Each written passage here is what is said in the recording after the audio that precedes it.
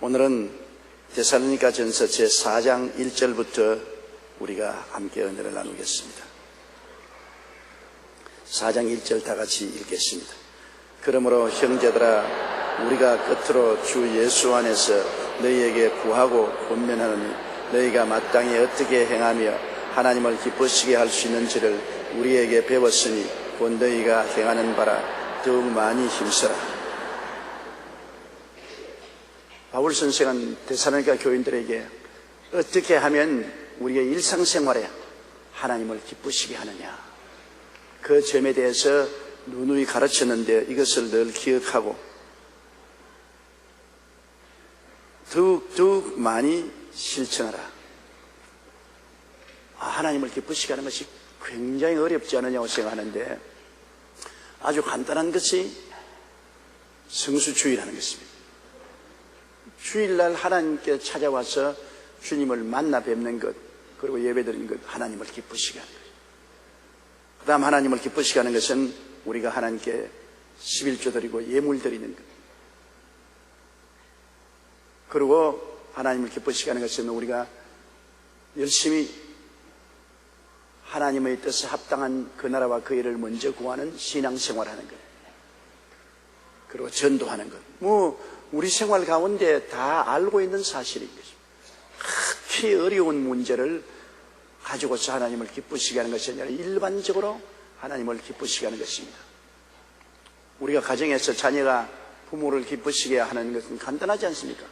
부모 말에 순종하고 학교 다니는 학생이면 학교 잘 갔다가 정시에 돌아오고 열심히 공부하고 나쁜 친구 사귀지 않고 그렇게 하는 평범한 일들을 함으로 부모를 기쁘게 할 수 있는 것입니다. 여러분, 하나님을 기쁘시게 하는 제일 첫째가 주님을 예배하기 위해서 모이는 것입니다. 주일날 모여서 예배드리고 3일날 모여서 예배드리고 구역 예배 모이는 것. 성경에는 모이기를 피하지 말라고 말했습니다. 또 너희 두세 사람이 내 이름으로 모인 곳에는 나도 함께 있겠다. 두세 사람만 모여도 주님이 그 자리에 함께 모이시겠다고 하셨습니다. 주님은 우리 예수 믿는 사람들이 함께 모여서 주님께 찬양드리고 예배드리는 것을 좋아하십니다. 왜냐하면 모이는 데서 힘이 생깁니다. 한 사람이 1000을 쫓으면 두 사람이 모이면 10,000을 쫓는다 그랬습니다. 두 사람을 모여서 2000명을 쫓아야 수학적으로 맞을 것인데 하늘나라는 한 사람이 1000을 쫓는데 둘이 모이면 10,000을 쫓는다. 그만큼 힘이 모이는 데서 생겨나게 됩니다. 영역이 생겨나고 그리고 경제력도 생겨나고 전도의 힘도 생겨나는 것입니다. 어떤 부부가 교회를 나오는데 다 교회 재직이었습니다. 그런데 남편이 언제나 신앙이 시들시들 해가지고서 자기 부인 보고 우리 둘이가 다 교회 나갈 필요가 어디 있냐? 당신 대표적으로 나가라. 나는 집에서 오늘 쉴게. 대표적으로 나가라. 부인이 남편보다도 신앙이 있어요. 남편은 설득해도 안 되니까 남편은 주일날 늦게 자고 일어나서 텔레비나 보고 앉아있는데 부인은 교회 나와서 예배를 드렸습니다. 남편이 텔레비를 보다가 말고 낮잠을 자는데 부인하고 함께 죽어서 하나님 앞에 나갔습니다. 천당문에 탁 들어가는데 천사가 가만히 보더니만 너희 누구냐? 예, 우리 부부입니다. 그럼 대표자 한 사람만 들어오느라.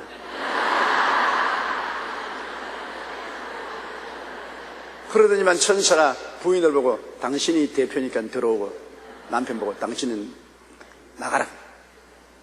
그 꿈을 깨고 진땀을 흘리고 놀래가지고서 아유, 대표자 한 사람만 교회에 나가서는 절대 안 되겠더라. 열심으로 그 후에는 하나님 섬기는데 게으르지 않았단 말이십니다. 대표자가 나가서 예배드리는 건 아닙니다. 내 개인적으로 하나님과 나의 관계인 것입니다. 대표자 한 사람 대표적으로 죽어줄 수도 없고 대표적으로 살 수도 없는 것이 아닙니까? 우리의 신앙생활은 내 개인과 하나님과의 관계인 것입니다. 그러므로 하나님을 기쁘시게 하는 것은 성수주의라는 것, 이거 굉장히 기쁘게 하는 것입니다. 데살로니가 교인들에게 모이기를 피하지 말라고 바울 선생이 늘 가르친 것을 다시 기억나게 하는 것입니다. 또한 하나님께 물질 드린 것도 그렇습니다. 내 물질 있는 곳에 내 마음이 있다. 그 말은 참말입니다. 우리가 부모님을 섬길 때도 부모님에게 전화 걸어드리는 것도 좋고 안부 편지 내는 것도 좋지만은 때를 따라 부모님을 물질적으로 도우는 것이 참으로 부모를 기쁘시게 하는 것입니다. 물질은 내가 희생하지 않고는 드릴 수가 없으니 내가 필요로 하는 것을 잘 절제하고 희생해서 드리는 것이기 때문에 물질을 드리는 것이 굉장히 사랑을 나타내는 것입니다. 하나님이 세상을 이처럼 사랑하사 하늘에서 말씀을 주신 것 아닙니다. 예수님이 직접 사람 몸을 쓰시고 오셔서 당신의 몸을 찢어주시고 피를 흘려주셨다. 그러므로 예수님의 사랑, 하나님의 사랑이 우리에게 확정된 것입니다. 말로만 하는 것이 아닙니다. 말로만 하는 사랑은 증명되어야 돼요. 안 그러면 공기를 흔드는 음성에 불과한 것입니다. 말씀이 증명이 되어야 된다. 그 증명은 뭘 하느냐? 실생활에서 물질 들이고 몸 들여서 증명해야 되는 것이다. 우리 하나님을 사랑한다면 우리 교회에 나와서 섬기는 우리 재직들 보십시오. 다리가 아프도록 퉁퉁 다리가 붙도록 교회를 섬기고 성도를 섬긴다. 그 사랑에 대한 증명인 것입니다. 하나님이 너 나 사랑하느냐? 예, 사랑합니다. 증거를 대라. 내가 시간 내고 몸들여서 주님을 섬겼습니다. 증명이 되잖아요. 내가 주를 위해서 섬기지 않냐고 그냥 가만히 있어 주님 날 사랑하느냐? 사랑합니다. 증명되라. 증명할 것이 없지 않습니다. 그러므로 우리가 주님을 사랑하는 주일날 교회 예배드릴 뿐 아니라 물질을 주님께 드려야 증명이 되는 것입니다. 우리의 생활에 11조 드리고 헌물을 드리면은 하나님 앞에 담대히 나가서 주여 제가 주님을 사랑하나이다. 내가 물질을 드려서 내 마음이 주님께 있는 것을 증명했습니다. 주님께서 내 말이 맞다. 내 물질이 있는 곳에 내 마음도 있다. 주님 그렇게 말씀하십니다. 물질을 주님께 드리는 것이 굉장히 힘든 것입니다. 신앙이 없는 사람은 아까워요. 그러나 신앙이 있는 사람은 하나님께 드릴 수 있는 기회를 얻으면 굉장히 행복해요. 굉장히 기뻐요. 주님께 물질 드리는 것만큼 행복한 것이 없습니다. 그것은 내가 하나님을 사랑하기 때문에 내가 사랑받을 때만 행복한 것이 아니라 사랑을 하게 되면 행복하게 되는 것입니다. 내가 하나님을 사랑하게 되니까 그것이 물질로 증명되니까 내 마음속에 굉장한 만족이 오고 행복이 오는 것입니다.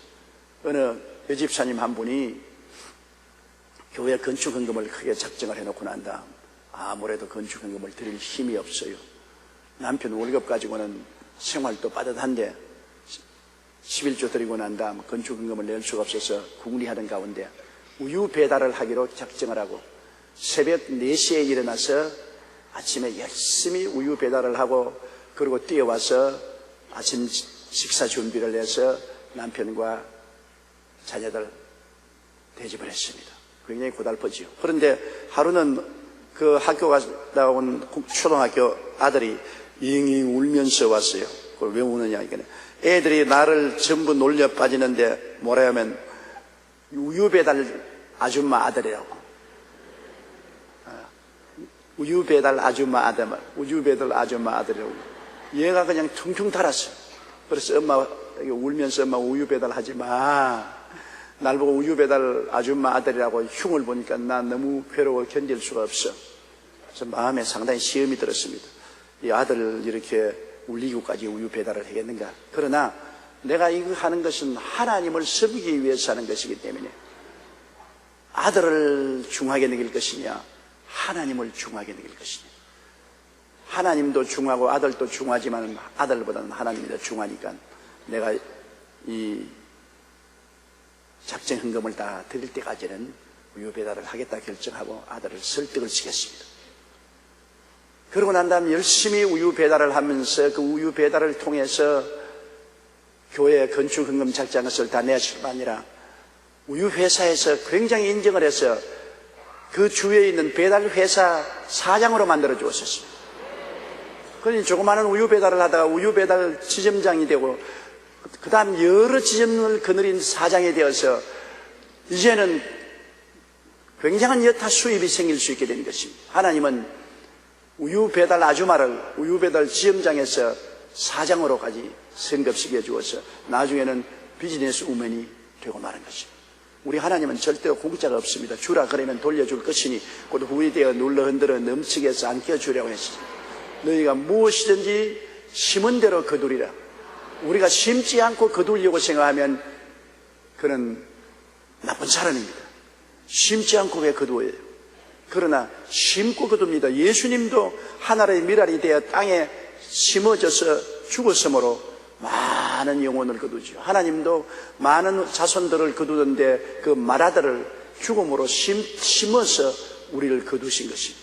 우리의 생활에서 우리가 물질도 심고 시간도 심고 몸들여 심고 수고로 심은 것이 결과로 나타나죠. 선을 심으면 복으로 거두고 악을 심으면 재난으로 거두게 되는 것은 당연한 이치입니다. 이 세상에 콩 심은데 팥나고 팥 심은데 콩나지 않습니다. 심고 거두는 법칙을 우리가 꼭 지켜야 돼요. 그래서 하나님이 기뻐하시는 것은 주님께 11조와 헌물 드리는 것을 굉장히 기뻐하시는 것입니다. 그리고 거룩하게 사는 것입니다. 우리가 성수주의라고 물질 드리고 그리고 거룩하게 살면서 열심히 전도한다. 우리가 이 세상에 살면서 예수 믿는 사람의 모습을 가지고 살아야지, 예수 믿는다고 말만 하면서 우리의 생활이 세상 사람하고 똑같아서 변화되지 않는다면 사람들이 우리를 보고 뭐라고 말하겠습니까? 너가 그렇게 하니까 우리는 예수 믿지 않겠다. 그러나 모든 사람 앞에서 정말 주를 믿는 모범으로 거룩하게 살면은 사람들이 진짜 저 사람 예수 믿는 사람이다. 나도 저처럼 예수를 믿어봐야 되겠다. 그렇게 말할 것입니다. 우리의 말로서 전도하는 것보다도 행동으로 전도하는 것이 더 큰 영향력을 미치는 것입니다. 더구나 가족들은 더 그래요. 가족들은 아버지가 예수 믿으면, 아버지가 예수 믿는 사람으로서의 가정에 행동하면은 아내와 자식들을 감동시킬 수 있습니다. 아무리 말로 설득해도 안 되죠. 아내가 그리스도를 믿고 선하고 착한 아내가 되면은 남편이 감동되고 자녀들이 감동될 것입니다. 이러므로 우리의 말로가 전도만 되는 것이 아니라 우리의 행동으로 감동을 시켜줄 수 있도록 해야 되는 것입니다. 그렇기 때문에 우리 크리스찬들은 성수주의라고 물질 주님께 드리고 우리의 삶이 성령으로 말미암아 감동을 주는 삶을 살아야 되는 것입니다. 인격적인 변화가 와야 돼요. 그러므로 바울 선생은 데살로니가 교인들에게 그것을 간구하고 권면했습니다. 마땅히 어떻게 행하며 하나님을 기쁘시게 할 수 있는지를 우리에게 배웠으니 곧 너희가 행하는 바라 더욱 많이 힘쓰라고 말했습니다. 그 다음 우리 2절 보십시다. 우리가 주 예수로 말미암아 너희에게 무슨 명령으로 준 것을 너희가 아느니라. 바울이나 디모데가 데살로니가 교인들에게 말씀을 한 것은 자기들이 말한 것 아닙니다. 우리 주 예수 그리스도로 말미암아 말한 것입니다. 예수 그리스도에게 배워서 그리스도에게 듣고 배운 것을 데살로니가 교회에 전도하는 것입니다. 주의 종은 뭡니까?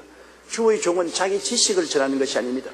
그가 하나님 말씀을 연구하고 기도해서 성령으로 예수 그리스도의 말씀을 들은 것을 성도들에게 전하는 것이 주의 종인 것입니다. 주의 종은 전달자가 돼야지 자기 사상이나 감정을 말하시는 결코 안 되는 것입니다. 저는 많은 목사님들의 텔레비 설교를 늘 듣고 많이 배우고 은혜도 받습니다. 그런데 그 중에 어떤 목사님들은 주의 말씀을 대언하지 않고 자기 생각과 자기 말을 하는 것을 제가 종종 듣습니다. 그러면 그 말은 들으면 아무 효과가 없어요. 저 말은 자기 말이고 자기 생각이다. 그러나 주의 종이 진실하게 말씀을 공부하고 기도해서 하나님의 말씀을 대언할 때는 굉장히 은혜가 됩니다. 저것은 하나님이 내게 주시는 말씀이다. 그 말씀은 마음속에 들어와서 역사하고 마음의 빛을 발하고 생명이 되는 것입니다. 이러므로 바울 선생과 디모데가 데살로니가 교인들에게 말씀을 주신 것은 그들의 말을 한 것이 아니라 그들이 하나님 말씀을 연구하고 하나님 기도하고 주님께 기다려서 성령의 음성을 듣고 성령의 음성을 가지고서 말씀하는 것입니다. 우리가 성경도 창세기부터 계시록까지 다 하나님 말씀인데 이 말씀은 로고스라고 하나님 말씀입니다. 기록된 말씀입니다. 그러나 기록된 말씀은 지식인 것입니다. 하나님에 대한 지식을 우리가 이 로고스를 통해서 얻을 수 있는 것입니다. 그러나 매일매일의 우리 생활에 큰 감화 감동을 주고 우리를 변화시키고 우리에게 믿음을 주는 것은 기록된 말씀이 아니라 기록된 말씀에서 성령이 출현해서 현재 우리에게 주는 말씀인 것입니다. 현재 우리에게 주는 말씀. 예를 들어 말하면 여러분이 시집 올 때 아버지 어머님께서 여러분 시집살이 잘하라고 편지를 써주었습니다. 그럼 그 한평생 늘 그 편지를 읽기는 읽지요. 간직하고 읽고 은혜도 받지만은 그것보다 더 절실한 것은 현재 전화가 오는 겁니다. 현재 아버지 어머니가 전화 와서 야 잘 있느냐, 고생스럽지 않느냐, 무엇을 도와줄고 어떻게 할고 하면 편지보다 이것이 더 마음에 절실하지 않습니까? 그렇지요. 이 성경 말씀은 편지라면 오늘날 성령이 말씀하는 것은 지금 내게 전화해 주는 것입니다. 그래서 편지로 온 것은 로고스라고 말하고 현재 전화로 내게 오는 것은 레마라고 말합니다. 지금 이 자리에 하나님 성령께서 말씀하시는 말씀. 그러므로 이 성경 말씀을 그대로 가르치는 것도 굉장히 하나님께서 우리에게 주신 말씀으로 감동이 되지만은 그러나 로고스의 말씀은 모든 사람에게 다 공평하게 준 말씀인데 레마는 내게 주는 말씀인 것입니다. 지금 전화를 거는 것은 내게 주는 편지는 옛날에 쓴 것이고 그것이 내게 지금도 감동을 주지만은 지금 하는 말은 아니지 않습니까? 지금 하는 말은 지금 전하는 거거든요. 로고스가 아니고 레마인 것입니다.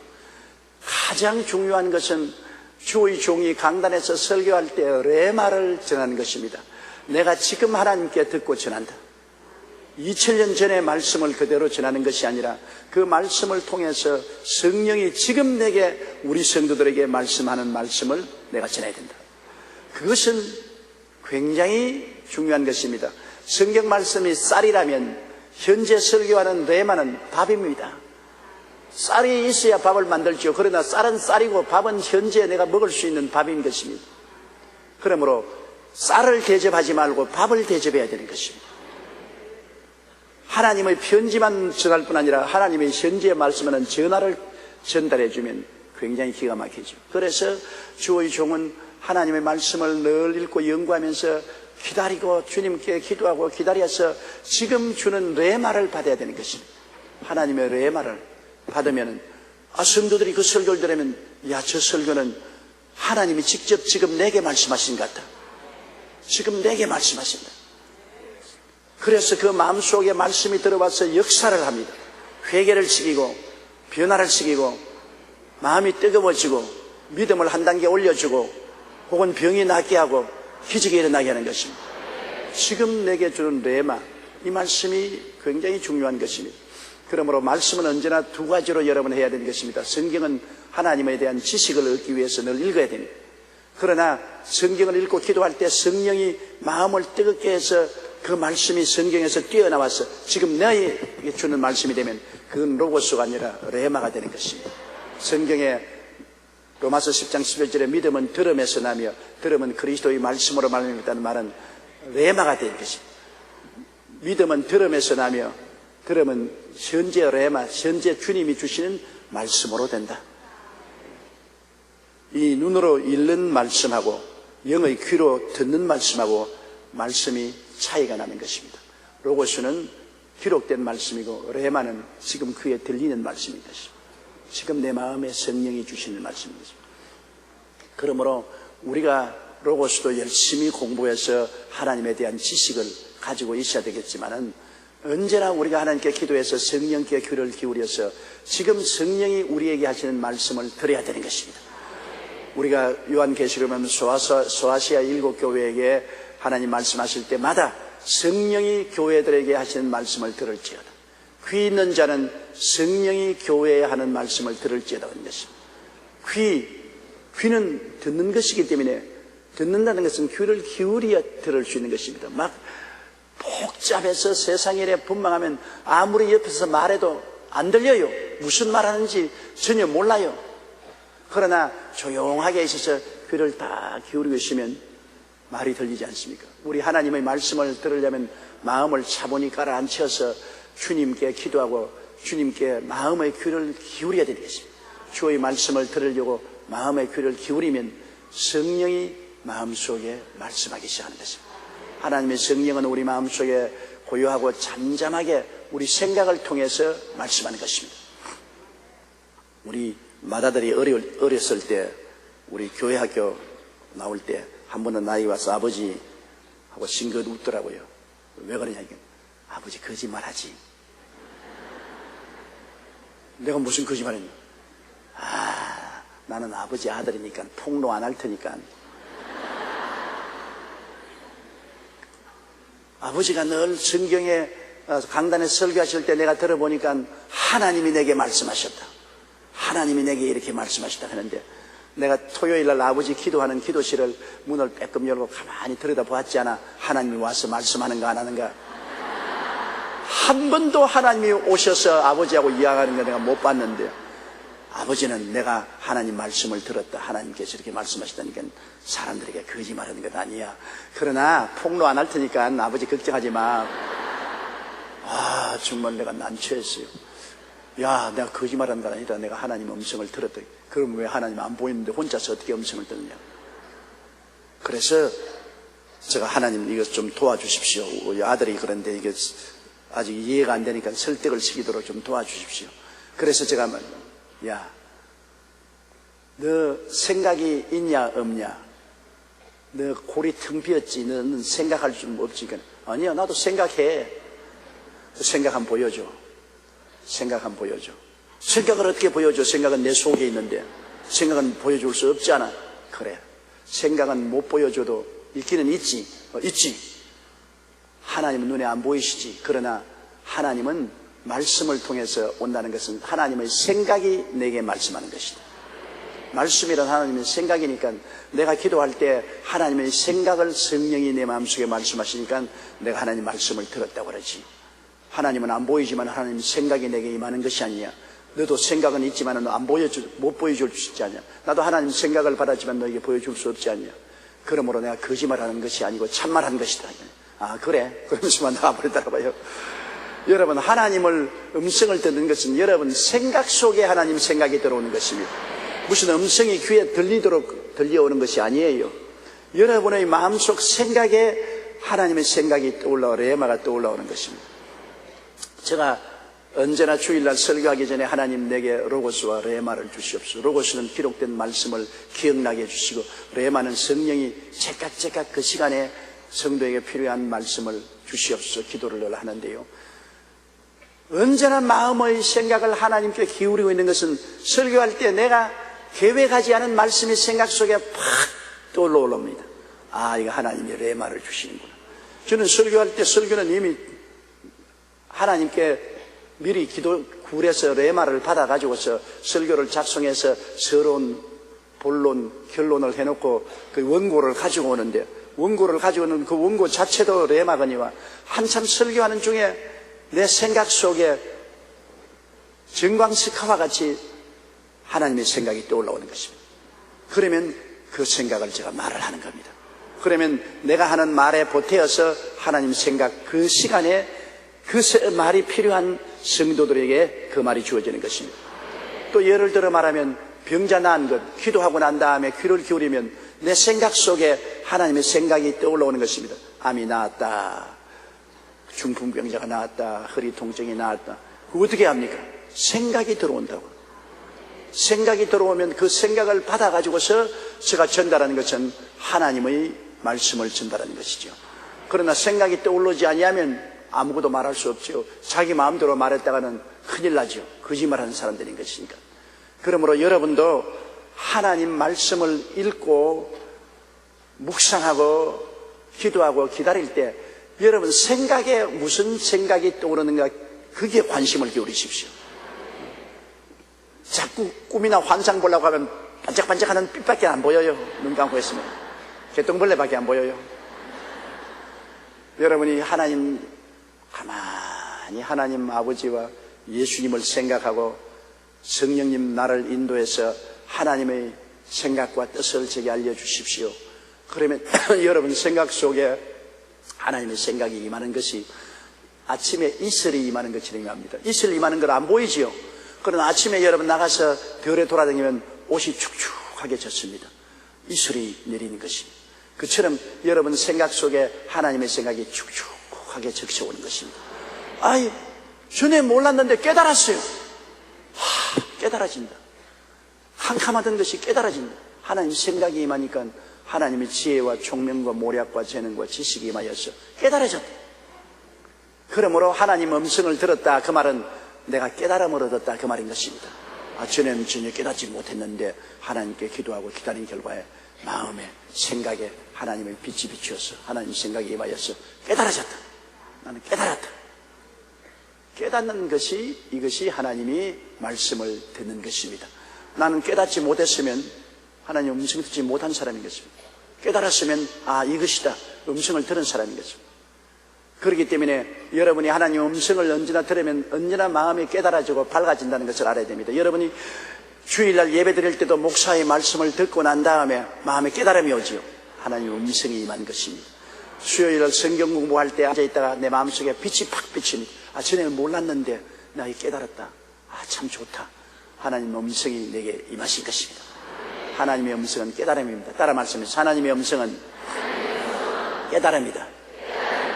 그러나 평생 교회에 왔다 갔다 하면서 늘 졸기만 하고 하나도 깨닫지 못하면 그런 하나님의 계시를 받지 못한 것입니다. 여러분, 베드로 보고 가이사랴 빌립보에서 주님이 질문한 분 보십시오. 사람들이 나를 누구라고 하냐니까 다른 사람들이 에레미야라, 엘리야라, 엘리사라, 선지자라고 말했대. 너는 나를 누구라고 하냐니까 베드로가 탁 일어나서 주는 그리스도시요 살아계신 하나님의 아들이시니이다. 주님이 무릎을 탁 치면서 바요나 시모나 네가 복이 있도다. 이건 내게 알긴 것은 너의 혈육이 아니요 하늘에 계신 내 아버지시니라. 그 말은 무슨 말씀이냐? 시몬의 마음속에 하나님이 깨닫게 해주셨다는 것입니다. 다른 제자들은 너희는 나를 누구라고 하냐니까 멍청하게 있는데 베드로는 깨달았습니다. 예수님은 나사렛의 목수의 아들이 아니라 하나님의 아들이다. 주는 그리스도시요 살아계신 하나님의 아들이시니이다. 엄청난 깨달음입니다. 그래서 예수님이 하면 이게 혈육이 알려준 게 아니다. 혈육이란 네가 연구해서 안 것이 아니다. 네가 머리로서 안 것이 아니다. 아버지가 너에게 깨닫게 해주셨다. 엄청난 깨달음을 그는 얻어서 신앙 고백을 한 것입니다. 여러분이 다 예수를 어떻게 믿었습니까? 사람들이 전도도 하고 설득도 하고 또 여러분이 어려운 일 당해서 교회를 채워나겠지만은 예수를 믿게 된 것은 깨달을 때 믿게 되는 것입니다. 예수님이 하나님 아들이시고 나의 죄를 위해서 십자가에 몸짓고 피 흘려 죽으셨다 부활하셔서 그를 믿으면 용서를 받고 구원을 받는다는 것을 어느 날 깨닫게 되는 것입니다. 그럼 구원받은 것입니다. 깨달음을 얻은 때 구원을 받은 것입니다. 깨달음을 얻을 때가 바로 하나님의 계시를 받은 때인 것입니다. 주는 그리스도시요 살아계신 하나님의 아들이라는 것을 깨달았죠. 여러분, 못 깨닫고 여기 앉아있는 사람은 없죠. 깨달으면 천당에 가요. 못 깨달으면 교회에 왔다 갔다 해도 소용이 없어요. 많은 사람들이 형식적으로 교회에 왔다 갔다 하고 또 가족들이 대대로 예수를 믿는다고 하기 때문에 그냥 교회에 왔다 갔다 하면서도 주는 그리스도시요 살아계신 하나님의 아들이라는 것을 깨닫지 못하고 그냥 기독교라는 종교만 가지고 왔다 갔다 하는 것입니다. 내가 옛날에 덴마크에서 집회할 때 코펜하겐에서 택시를 탔는데 택시 운전사 어디서 왔느냐? 한국에서 왔다. 왜 왔느냐? 예수 그리스도의 복음을 전하기 위해서 왔더니 여기 한국에서 여기까지 덴마크에 와서 예수 전도할 것이 뭐냐? 그래서 많은 사람 구원하기 위해서 그랬더니 아니요, 우리는 다 태어날 때부터 크리스찬인데요. 그러더라고. 태어날 때부터 크리스찬이라고. 그렇죠. 그런데 뭘 또 복음을 전한단 말입니까? 그래서 당신 예수가 누군지 아느냐? 그러니까 가만히 있더니만 날 쳐다보니 예수가 한국 사람입니까? 태어날 때부터 크리스찬이라고 하는 사람이 예수가 한국 사람이냐고 묻는데 내가 기절초풍을 했습니다. 깨닫지 못했어요. 교회 나가니까 교회 나간대요. 부조전례로 교회 나간대요. 그리고 자기는 크리스찬이래요. 그러면서 예수가 한국 사람이냐고 묻는 것은 깨닫지 못했습니다. 헛되게 왔다 갔다 했습니다. 요한 웨슬레가 환상 가운데 천당에 올라갔습니다. 그래서 천당에 천사 보고 이 천당에는 감리교인들이 굉장히 많지요. 그렇게 물었습니다. 이 천사가 책을 쫙 펼쳐버리면 감리교인 한 사람도 없는데요. 어떻게 그랬습니까? 내가 감리교 전도해서 많은 사람인데. 감리교회는 한 사람도 없어요. 누가 와 있어요? 예수 믿는 사람들이 다 와 있죠. 맞았어요. 감리교회는 없어요. 그래 웨슬레가 또 지옥에 내려가서 지옥의 수문장에 물었습니다. 여기에 가톨릭 교인 많습니까? 많지요. 성공회 교인들 많습니까? 지옥에 많지요. 그러면 장로교인도 루터란 교인도 많지요. 많지요. 감리교인은 없지요. 많이 와 있어요. 어떻게 감리교인이 지옥에 와 있다는 겁니까? 지옥에는요, 예수 못 깨달은 사람이 다 와가 있어요. 아무리 캐드릭교, 영국 국교, 장로교, 침례교, 감리교를 다닌다고 해도 깨닫지 못하면 종교가 우리를 구원하는 것이 아닙니다. 우리를 구원하는 것은 우리 주 예수 그리스도가 구원하는 것입니다. 예수 그리스도가 나의 구주인 것을 깨달아야만 되는 것입니다. 깨닫지 못하면 아무 소용이 없습니다. 큰 은혜 중에 은혜가 깨달음의 은혜고, 그래서 은혜 받았다는 것은 깨달았다 그 말인 것입니다. 어떠한 할머니가 부흥회 갔다 와서 얼마나 은혜를 받았는지 모른다 그래서 무슨 의미냐, 우리 목사님이 백두산 호랑이 이야기를 하는데 배를 잡고 웃었다. 얼마나 웃었는지 은혜를 많이 받았다. 개똥 은혜를 받았어요. 코미디 쇼에 나갔지 그는 교회에 나간 거 아닙니다. 그 목사님이 어떤 목사님인지 몰라도 성도들을 웃기려고 애를 많이 쓴 것 같은데 웃겼다고 해서 은혜 받은 것이 아닙니다. 한 번도 안 웃고 눈물만 줄줄 흘렸다고 하더라도 내가 깨달았으면 은혜 받은 것입니다. 내가 죄인인 것을 깨달았으면 회개하는 은혜를 받았고, 그리스도가 내 구주인 것을 깨달았으면 내가 구원하는 은혜를 받았고, 예수님이 채찍에 맞음으로 내가 나음을 입은 것을 깨달으면 병고침을 받았고, 예수님이 나의 저주를 대신 짊어진 것을 깨달았으면 축복을 받았고, 깨달으면 은혜가 오는 것입니다. 깨닫지 아니하고 은혜를 받을 수가 없어요. 이 깨닫게 하는 것은 성령이 여러분에게 로고스에서 레마를 주실 때에 깨달아지는 것입니다. 그러므로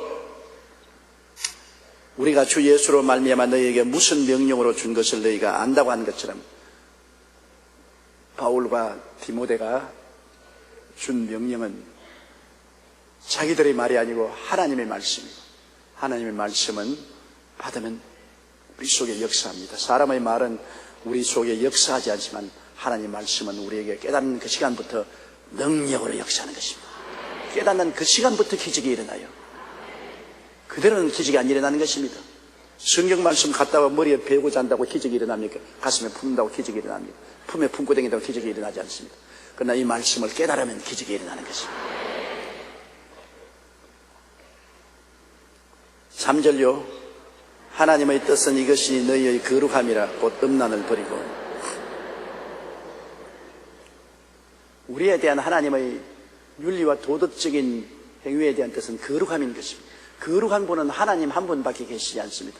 세상에 아무리 다른 사람이 수양을 닦고 덕을 닦고 고행을 하고 노력을 한다 해도 거룩하게는 되지 않습니다. 그러나 거룩한 것은 하나님의 성품인 것입니다. 하나님이 우리가 거룩하게 되라는 것은 예수 믿고 거듭나서 영생이 들어오고 성령이 들어와서 성령을 모시고 사는 것이 거룩한 삶이 되는 것입니다. 여러분, 하나님이 세상을 이처럼 사랑하사 독생자를 주었으니 누구든지 저를 믿으면 멸망하지 않고 영생을 얻으리라. 영생이라는 말은 헬라어로 조에라는 말인 것입니다. 조에는 하나님의 생명을 조에라고 합니다. 이 혼의 생명, 다시 말하면 육체의 생명은 헬라어로 푸스케라고 합니다. 푸스케, 푹숙푹숙하다고 푸스케. 그런데 세상 사람들은 다 푸스케라는 생명을 가지고 있습니다. 혼의 생명을 가지고 있습니다. 그러나 예수를 믿으면 그리스도로 말미암아 하나님의 생명인 조의 생명이 들어오는 것입니다. 거듭나면 나는 영생을 가지고 있는 것입니다. 여러분 거듭났지요? 영생을 가지고 있습니다. 영생은 하나님의 생명인 것입니다. 하나님의 생명이 있으면 하나님처럼 생각하고 말하고 행동하는 것입니다. 여러분, 개는 아무리 사람 옷을 입혀놓고 넥타이를 메어주고 가운을 입혀도 개 생각을 하지 사람 생각 안 합니다. 개는 개니까 개 생각하지요. 그러나 사람은 사람 생각을 하는데, 일반 안 믿는 푸스케 혼의 생명만 가진 사람은 혼의 생각만 합니다. 혼의 생각은 뭡니까? 이 세상 생각만 하는 것입니다. 육신의 정욕과 안목의 정욕과 이 세상 자랑, 세상 생각만 하죠. 하늘나라 생각은 추호도 안 합니다. 안 믿는 사람은 1초도 하루에 하나님 아버지와 예수님 성령님 생각 안 합니다. 1초도. 왜? 혼의 세계는 영의 세계를 모르기 때문인 것입니다. 하나님의 생명이 없기 때문에 인간의 생명만 가졌으므로 인간의 생각만 하는 것입니다. 무엇을 먹을까, 무엇을 입을까, 무엇을 마실까, 육신의 정욕, 안목의 정욕, 이 세상 자랑, 세상 부귀영화, 공명, 출세, 이런 것만 생각하죠. 하나님에 대한 생각은 못하는 것은 하나님의 생명이 없기 때문인 것입니다. 그런데 어느 날 예수 그리스도의 복음을 듣고 회개하고 그리스도를 구주로 모시자마자 조에 하나님의 생명이 들어오자 희한하게 이제 하나님 생각을 하는 것입니다. 아버지 하나님을 생각하고 예수님을 생각하고 성령님을 생각하고 성경을 생각하고 기도를 생각하고 예배를 생각하고. 그래서 안 믿는 사람 하면 저 사람 저거 완전히 돌아왔다, 저거 희한한 사람이다, 어떻게 저런 생각을 하냐. 우리 아버님이 처음 예수를 믿고 난 다음에 고향에 내려가서 우리 큰아버님하고 같이 지냈는데, 자꾸 큰아버님하고 예수 믿으라고 전도하고 천당에 대한 이야기가 있는, 큰아버님은 혼만 가졌지 영의 생명이었고 아버지는 영을 가졌기 때문에 영에 속한 말을 자꾸 하니까 큰아버님이 하신 말씀이, 야, 너가 알다시피 아무개가 미쳐가지고서 길거리에 다니면서 그거 돌아다니더라. 그 말은 너도 그렇게 미쳤다, 그 말인 것입니다. 우리 아버님이 자꾸 전도하니까 그 무슨 말인지 몰라서 미친놈이 길거리에서 고함치는 소리 받고 갔다고 말했습니다. 혼의 사람은 영의 세계를 알지 못하지요. 그러나 나중에 큰아버님이 회개하고 예수를 믿고 난 다음에는 완전히 달라졌습니다. 혼에 속한 사람은 혼의 말을 하고 영에 속한 사람은 영의 말을 하는 것입니다. 그러므로 우리는 영에 속했기 때문에 영의 말을 하는 이 자리에 모여 앉았습니다. 오늘 혼에 속한 사람은 이 자리에 절대로 안 앉아 있어요. 몸서리가 납니다. 몸부림이 나서 못 앉아 있어요. 답답해서 못 들어요. 영의 사람은 이제 영의 말을 들으면 마음이 시원하고 은혜롭고 기쁘고 즐겁다 말인 것입니다.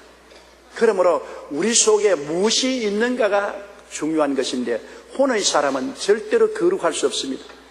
하나님의 생명이 없는데 어떻게 거룩합니까? 세상 사람은 거룩하지 않습니다. 세상 사람은 다 탐욕으로 꽉 잡혀 있고 음란합니다. 거룩하지 않습니다. 혼의 사람 속에는 전부 다 세상의 악령이 들어와서 역사하기 때문에, 악령은 더러운 영이라고 합니다. 언제나 이 세상은 더럽습니다. 생각하는 것이 더럽고 말하는 것이 더럽고 행동하는 것이 더럽고, 왜냐하면 더러운 귀신이 들어와서 혼에게 역사를 하기 때문에 언제나 더럽지요. 거룩하지 않지요. 거룩해지는 것은 예수 그리스도의 보혈을 통해서 씻어지고 영의 사람이 되어서 하나님의 조의 생명, 영생이 들어오고 거기에 따라서 성령이 들어오면 하나님의 성품인 거룩함이 생겨나게 되는 것입니다.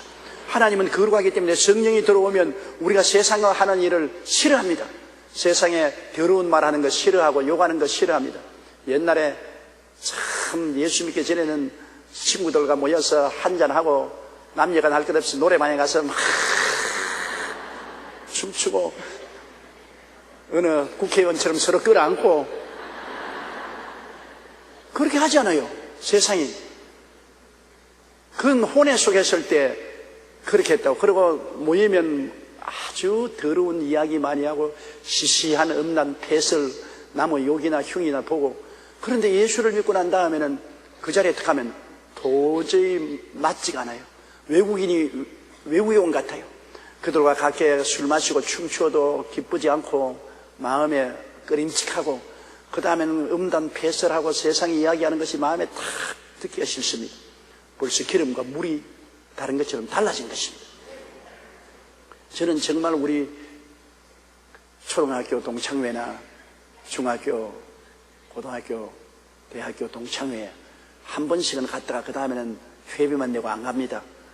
안 가는데, 왜냐하면 도저히 나하고는 세상이 달라요. 왜냐하면 그곳에서 다 한 잔 먹고 난 다음 돌아가면서 노래를 부르라 하는데 나는 세상 노래 하나도 모르잖아요. 찬송가를 부르니까 그거 집어치워라 말이야. 그거 하지 말고 다른 거 부르라 그러는데 다른 거 알아야 말을 하지. 그러고 그 다음에는 화투 치고, 우리는 뭐 화투 어떻게 떼는지도 모르잖아요. 그러고는 세상 음담 패설 아주 노골적인 이야기들 하고, 도저히 세상이 맞지 않습니다. 보는 것이, 듣는 것이, 말하는 것이, 생각하는 것이 맞지 않습니다. 왜? 혼으로 사는 사람하고 영으로 사는 사람하고 틀립니다. 혼으로 사는 사람은 세상을 따라 살고, 영으로 사는 사람은 하늘나라 따라서 살기 때문에 도저히 맞지 않죠. 그러므로 거룩하다는 것은 예수 그리스도의 보혈로 말미암아 씻음받고 예수를 믿어서 하나님의 생명, 조의 생명, 영생을 가지고 거기에 플러스해서 성령이 와 계시면 하나님의 성품에 참여하게 되는 것입니다. 하나님의 성품은 거룩하죠. 우리 아버지가 거룩하니 우리도 거룩하죠. 성품은 어찌할 수 없습니다. 옛날에 우리 아버님이 들에 나갔다가 손수건에 꽁알을 주워서 왔어요. 그래서 꽁알을 종이에 말아서 햇빛에 이렇게 비춰보니까 이미 안에 새끼가 생겼어요. 그래서 닭알 가운데 꽁알을 넣어가지고서 닭 병아리와 함께 꽁병아리를 깼어요. 어릴 때는 닭병아리나 꽁병아리가 같게 보이는데요, 이게 커지니까 자꾸 망을 뚫고 산으로 도망을 치는 것입니다. 그래서 그 어미가 꾸꾸꾸꾸꾸 하면 또 쫙 모여왔다가 모이를 먹고 난 다음 사람만 오면은 이 닭병아리는 산으로 안 가는데 이놈은 전부 도망을 쳐 산으로 가버립니다. 그래서 그때 내가 알았어요. 꽁병아리 산을 가고 물오리 물로 가고. 성격이 그러니까. 한 번은 우리 외할아버지가 그 오리알을 칼로 이렇게 깎더라고요. 오리알은 두껍기 때문에 닭병아리가 잘 못 가요. 그래서 오리알을 칼로서 이렇게 긁어가지고 저 두꺼운 것을 10개 해가지고 닭에게 안겼습니다. 닭이 한 100마리 오리 새끼를 길렀어요. 그러니까 이 개천가로 이렇게 어미 닭이 오리 새끼를 데리고 자기 새끼인 줄 알았는데 새끼가 전부 다 퐁당퐁당 물에 빠지니까 막 닭이 꼬고대고 야단 법석을 해서 가보니까 자기 새끼가 전부 물에 가서 헤엄치는 거예요. 그 닭은 알 수가 없어요. 왜냐하면 닭은 물에 가서 헤엄을 안 치고 물에 안 뛰어들어가는데 자기 새끼가 전부 물에 들어가서 헤엄을 치니 막 죽는다고 고함을 치고 꼬고대고 야단. 물오리는 물에 들어가는 성격이 있습니다. 꽁은 산으로 도망치는 성격이 있습니다. 변할 수 없어요. 세상 사람은 세상을 따라 사는 성격이 있고, 예수를 믿고 거듭난 사람은 하나님의 생명을 받았기 때문에 하늘을 향해서 자꾸 줄다름질 치는 것입니다. 안전하서나 아버지와 아들과 성령님 말씀을 생각하고 늘 기도하고 찬송하고 회개하고, 안 그럴 수가 없어요. 성품이 그렇게 됐으니까. 성품이 달라졌어요. 어찌할 도리가 없어요. 아무리 꾸짖고 못하라고 해도 할 수 없어요. 달라진 성품을 거역할 수가 없어요. 이러므로 우리는 거룩하도록 만들어졌습니다. 세속을 따라가는 것은 그건 잘못된 것이고 병든 것입니다. 거룩한 것은 온전한 것이고 정상적인 것입니다. 여러분의 정상적인 삶은 거룩하게 생각하고 거룩하게 말하고 거룩하게 행동하는 것입니다. 거룩하다는 것을 세상적인 언어로 말하면 깨끗하다는 것입니다. 깨끗하게 생각하고 깨끗하게 말하고 깨끗하게 행동하는 것입니다. 그리고 여러분이 세상적으로 나가서 세상적으로 생각하고 말하고 행동하면 병든 줄 아십시오. 사람은 병듭니다. 육체도 병들고 영도 병드는데, 영의 거룩한 사람들이 세속으로 끌려가서 세속적인 생각과 말과 행동을 하면 병이 들었다는 것을 알 수 있는 것입니다. 병들었어요. 빨리 그 병을 고쳐야 되는 것입니다. 그 병을 고치고 회개하고 다시 성령으로 충만해야 되는 것입니다. 4절요. 각각 거룩함과 존귀함으로 자기의 아내에 대할 줄을 알고. 옛날에는 남편이 아내보다 한 수 위에 있다고 생각해서 남존 여비를 했기 때문에 늘 남자에게 권고를 하는데, 요사이 세상에는 남녀 동등이기 때문에 오늘 이 성경을 요사이식으로 읽는다면은 하나님 각각 거룩함과 존귀함으로 자기 남편도 아내도 대할 줄 알고 그렇게 하는 것이 좋을 것입니다. 왜 남편 시킨다고 아내가 마음대로 하는 시대가 아니거든. 요사이는 남편이 뭐 하려면 아내 허락을 맡아야 할 수 있으니까. 옛날하고는 틀려요. 나는 우리 아버지 어머니 살 때하고 내가 지금 사는 거하고 너무나 틀리더라고. 우리 아버님이 말씀하시면 어머님은 두 말도 하지 않고 그냥 예 그 말만 하던데 요사이는 안 그래요. 요사이는 내가 뭐 하면 전부 집사람에게 허락을 맡아야 내가 애들에게 교훈하는 것도 미리 허락받고 난 다음 교훈을 하지 허락 안 받고는 교훈을 못해요. 요새는 하나님이 말세가 돼서 그런지 여성에게 파워를 주셔가지고서 가정에도 여성들이 파워가 굉장히 셉니다. 그러나 여기에 부부 생활을 하는데 상대를 내 쾌락의 도구로 삼지 말라는 것입니다. 상대를 인격적으로 대하라는 것입니다. 존귀함으로 각각 거룩함과 존귀함으로 자기 아내를 대하주는 하나님의 백성으로 거룩함이라는 것은 하나님 백성답게 그리고 상대를 인격적인 존경함을 가지고 상대의 인격에 손상되는 그러한 태도를 가지고서 부부 사이에 관계를 하지 말라는 것입니다. 뭐 사람이 이 세상에 살면은 다 4대 욕망이 있습니다. 식욕, 성욕, 명예욕, 권력욕. 이 욕망이 있는 것은 좋은 것입니다. 욕망이 없으면 아무것도 안 해요. 밥 먹고 싶지 않는 사람은 일 안 해요. 월급 받을 필요 없으니까 뭐 농사도 안 짓고 공장에도 안 가요. 성욕이 없으면 부부간에 이성간에 사랑할 필요도 없고 같이 아웅다웅 싸우면서 살 필요도 없고 자식 낳을 필요도 없어요. 명예욕이 있기 때문에 인류 대학에 가서 공부를 해서 이름을 내려고 애를 쓰지요. 그리고 권력욕이 있기 때문에 뭐 자유민주주의 국가에서는 군수도 지방행정관도 그렇지 않으면 뭐 지사도 국회의원도 대통령도 되려고 애를 쓰지 않습니까? 권력을 얻으려고. 그 욕망이 자기 분수를 뛰어넘으며 탐욕이 되면 그것이 문제가 되는 것입니다. 인간의 절제된 욕망은 그것이 있어야 하는 것입니다. 저는 항상 큰 교회를 세우겠다는 욕망이 있었습니다. 그 간절한 마음의 바람, 욕망이 있었기 때문에 철야하고 금식하고 기도하고 노력하고 연구하고 열심히 했지요. 큰 교회를 세우겠다는 욕망이 없으면 아이고 뭐 되는 대로 되라. 까지가 적당히 뭐 주일날 설교나 하고 말지 뭐 주일날 성경 구절 몇 구절 읽고 기도만 하면 말겠지. 그렇게 되면 아무것도 안 되지 않아요. 욕망이라는 것이 분수를 넘지 아니하면 참 좋은 것입니다. 그런데 여기에 부부간에 같이 사는 것은 성욕이 있기 때문에 같이 사는 것입니다. 성적인 욕망이 있기 때문에 같이 살아요. 하나님은 사람들을 지어놓으시고 난 다음 생육하고 번성하여 땅을 채우라 하시죠. 그러므로 인간이 모든 동물보다도 가장 성욕이 강합니다. 동물들은 새끼 낳을 때만 성관계를 합니다. 사람은 360일 늘 같이 삽니다. 그것처럼 하나님이 만들어 놓았기 때문에 사람들이 얼마나 많이 죽습니까? 전쟁으로 죽고 자연재해로 재앙으로 죽고 인재로 죽고 병들어 죽고 그렇게 많이 죽어도 사람이 이 지구상에 꽉 들어찼습니다. 하나님이 생육하고 번성하여 땅에 충만하라고 말씀했기 때문에. 그러므로 인간에게 가장 강한 욕망이 성적인 욕망인데 이것에 브레이크를 가하지 않으면 안 됩니다. 성적 욕망을 그대로 방치해주면 파멸을 가져오는 것입니다. 자동차 엔진 같습니다.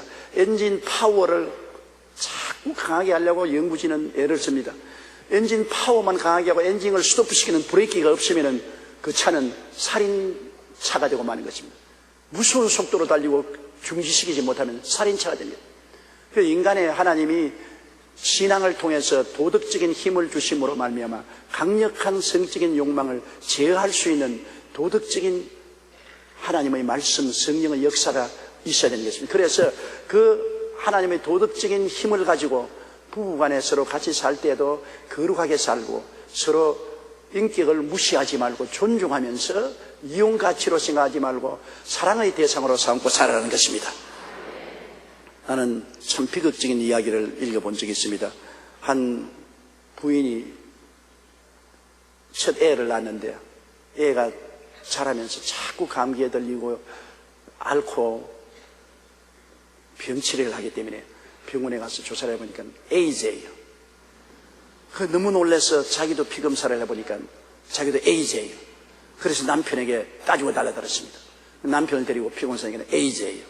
남편에게 고백을 들으니까 남편이 바람을 피웠어요. 바람을 한 번 피웠다고 자기는 말하더랍니다. 딱 한 번 피웠는데 한 번 피우고 두 번 피우고 피운 건 피운 거지 뭐. 그런데 에이즈에 걸리니까 자기가 에이즈에 걸려서 죄 없는 아내 에이즈 걸리고 죄 없는 자식 에이즈 걸리고 온 가정을 파탄내렸지. 도덕적인 문란이라는 것이 결국 파멸을 가져오는 무덤이 되고 마는 것입니다. 여러분, 지금 우리 가장 무서운 것이 파죽지세로 확산되는 에이즈인데요. 유엔 에이즈 계획이 최근 세계보건기구와 함께 발표한 보고서에 따르면 에이즈 바이러스 감염자는 이미 4천만 명을 넘었습니다. 지난 24년 동안에 2,500만 명이 에이즈에 죽었습니다. 해마다 100만 명 이상의 에이즈로 목숨을 잃고 있습니다. 이건 드러난 숫자입니다. 물 속에 안 드러난 숫자는 말할 수 없죠. 사하라 이남 아프리카의 전 세계 환자 64%에 해당하는 2,580만 명이 몰려 있으며 이 중에 14살 이하 어린이 280만 명이 에이즈에 걸려 신음하고 있습니다. 저는 아프리카에 가서 어느 나라에 갔는데 그 장관이 목사님 우리나라에 빨리 한국이나 서방 세계에서 도와주지 아니하면 앞으로 10년 후면 우리나라 인구의 절반은 없어집니다. 우리나라의 90%가 에이즈에 걸렸습니다. 그래서 내가 한 말은 약으로는 도울 수가 없습니다. 약을 아무리 준도 무슨 소리죠. 당신이 종교를 바꿔야 됩니다.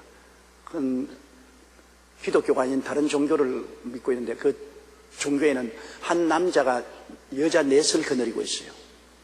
그것이 허용되고 있으니까 한 남자가 여자 넷을 거느리고 있으니까 여자 넷을 다 돌볼 수가 없으니까 그중 한 여자가 다른 남자하고 간통을 합니다. 그래 그 여자가 에이즈에 걸려옵니다. 올려오면 내 여자가 다 에이즈에 걸리는 거예요. 남편. 그러니까 이게 뭐 에이즈 도저히 감당할 수가 없어요. 그냥 5명이 함께 사는데 그 중에 1명만 걸려도 다 에이즈에 걸리는 감염을 하니까 거의 온 나라가 에이즈 천지요. 이건 온 나라가 전부 다 죽음의 문 앞에 섰어요. 그래서 내가 하는 말은 종교를 바꾸지 않으면 안 됩니다. 일부 일처로 종교를 바꿔야 되는 것입니다. 한 남자가 한 여자하고 거룩하게 살고 서로 존중스럽게 살면은 이 무시무시한 에이즈를 피할 수 있지. 그렇지 않고는 약을 아무리 갖다 써봤자 약이 문제를 해결할 수 없지 않습니까? 그렇기 때문에 올바른 종교라는 것이 얼마나 필요합니까? 하나님의 윤리와 도덕적인 규율이 분명하게 선 종교를 가져야 생활이 거기에 따라서 안정이 되어야 에이즈를 예방할 수가 있는 것입니다. 우리나라도 질병관리본부의 발표에 의하면 전체 내국인 에이즈 감염 환자가 지금 3,829명이라고 말했는데 그 중에 721명이 이미 죽었고 3,108명이 생존이 됐는데 이것은 빙산의 일각입니다. 보건부에 드러난 숫자가 있는데 숨겨놓은 숫자가 얼마나 많습니까? 적어도 내가 보기에는 10,000명 이상 몇만 명이 될 것입니다.